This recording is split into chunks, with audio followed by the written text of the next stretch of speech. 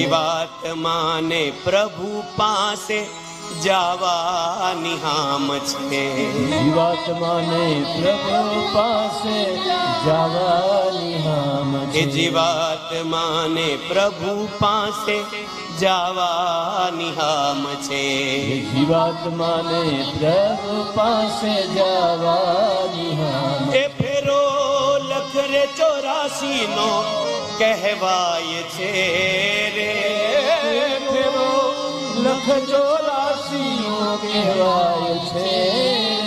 એ ફેરો લખરે 84 નો કહેવાય છે રે.